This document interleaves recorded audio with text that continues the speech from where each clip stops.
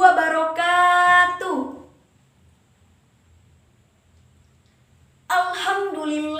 Alhamdulillahillazi nasta'inuhu wa nastaghfiruhu wa na'udzu billahi min syururi anfusina wa min sayyiati a'malina may yahdihillahu fala mudhillalah wa may yudlilhu fala hadiyalah. Asyhadu an la ilaha illallah wahdahu la syarikalah wa asyhadu anna Muhammadan abduhu wa rasuluh la nabiyya ba'da amma ba'du. Yang saya hormati kepada para dewan juri yang di tangan kanannya memegang pena keadilan. Yang saya hormati para dai dan daiyah yang senantiasa membagikan ilmunya untuk kita semua. Semoga apa yang telah disampaikan bisa kita praktikkan dalam kehidupan kita sehari-hari. Tidak lupa pula para hadirin, teman-teman seperjuangan yang dirahmati oleh Allah Subhanahu wa Ta'ala. Hadirin yang dirahmati oleh Allah Subhanahu wa Ta'ala. Segala puji bagi Allah, Tuhan semesta alam, yang mana telah memberikan kita beribu-ribu, bahkan berjuta-juta nikmat sehingga kita bisa bertatap muka walaupun secara virtual ini. Yang mana walaupun lautan kita jadikan sebagai tintanya, pepohonan kita jadikan sebagai penanya, tapi tetap tidak akan bisa menghitung nikmat Allah. A'udzu billahi minasyaitonir rajim. Bismillahirrahmanirrahim. La in syakartum la azidannakum wa la in kafartum inna azabi lasyadid. Yang artinya, sesungguhnya jika engkau bersyukur atas nikmatku, maka akan aku tambah nikmat untukmu. Dan jika engkau kufur akan nikmatku, sesungguhnya azabku sangat pedih. Na'udzubillahi min dzalik. Hadirin yang dirahmati oleh Allah Subhanahu wa Ta'ala. Nikmat sehat yang telah Allah berikan untuk kita. Nikmat iman juga Islam yang telah Allah turunkan untuk kita. Nikmat berbicara, nikmat melihat, nikmat mencium yang telah Allah karuniakan untuk kita. Maka patut untuk kita mensyukuri atas nikmat Allah Subhanahu wa Ta'ala. Sungguhnya jika kita mensyukuri nikmat Allah, Allah akan tambahkan nikmat untuk kita semua. Amin amin ya rabbal alamin. Tidak akan lupa sholawat beserta salam, marilah kita curah limpahkan kepada junjungan kita, Nabi besar kita, Habibina wa syafi'ina wa maulana Muhammadin sallallahu alaihi wasallam, yang telah membawa kita sebagai umatnya dari zaman kebodohan menuju zaman kepintaran, dari zaman kegelapan menuju zaman yang terang benderang, dari zaman jahiliyah menuju zaman Islamiyah, dari zaman nenek-nenek makan gegetuk menuju zaman nenek-nenek main Facebook, dari zaman kakek-kakek naik onta menuju zaman kakek-kakek naik mobil Toyota. Masya Allah. Hadirin yang dirahmati oleh Allah Subhanahu wa Ta'ala. Di dalam Quran surah Al-Baqarah ayat 183 yang berbunyi, A'udzu billahi minasyaitonir rajim. Bismillahirrahmanirrahim. Ya ayyuhalladzina amanu kutiba alaikumus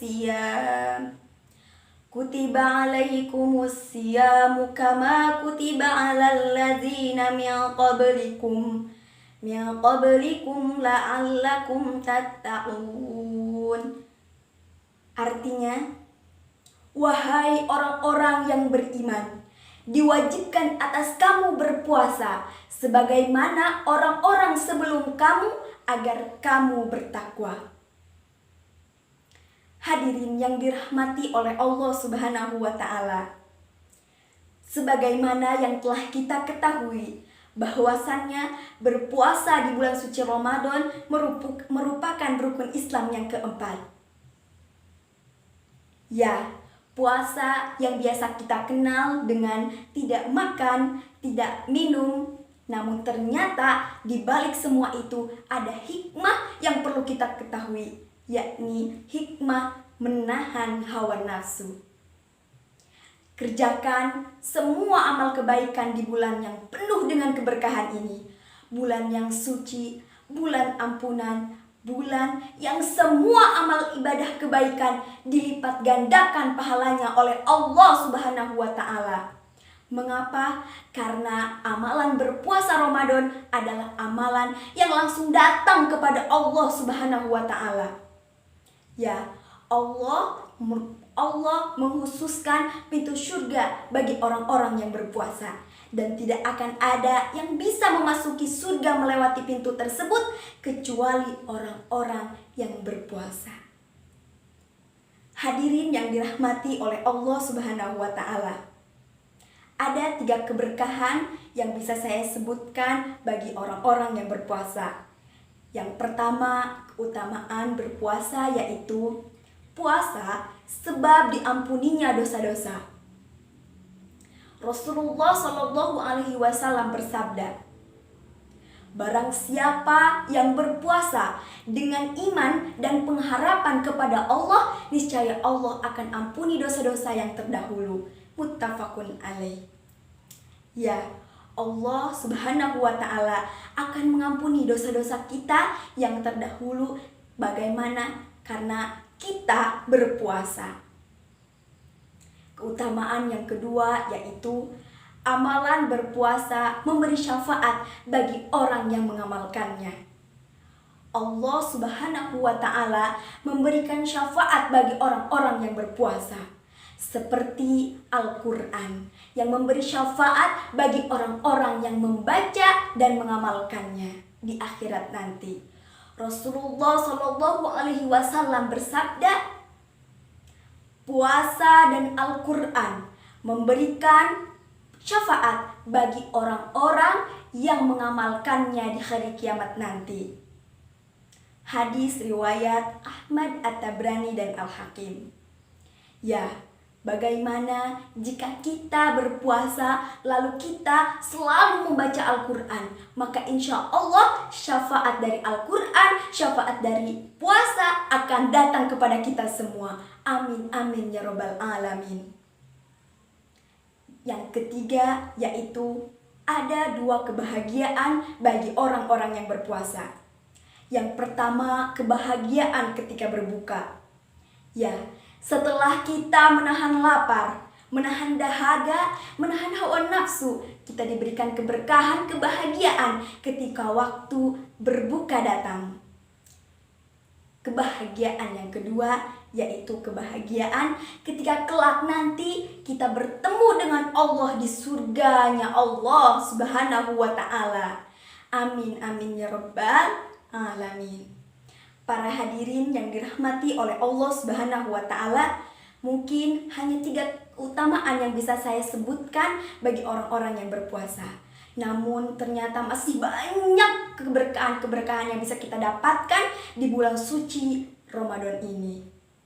Hadirin yang dirahmati oleh Allah Subhanahu wa Ta'ala, mari kita sambut bulan yang berkah dan suci ini dengan penuh cinta dan gembira. Mengapa? Sungguh karunia yang sangat besar bisa hidup di bulan yang penuh dengan keberkahan ini, karena kita masih diberi kesempatan untuk beribadah, berlomba dalam kebaikan. Niscaya amal ibadah kita akan diterima oleh Allah Subhanahu wa Ta'ala. Semoga apa yang kita doakan bisa Allah kabulkan melewati bulan suci Ramadan ini. Para hadirin yang dirahmati oleh Allah Subhanahu wa Ta'ala, cukup sekian dari saya. Kurang dan lebihnya saya mohon maaf. Saya mohon undur diri. Qulil haqqa walau kana murran wallahul muwaffiq ila aqwamit thoriq. Wassalamualaikum warahmatullahi wabarakatuh.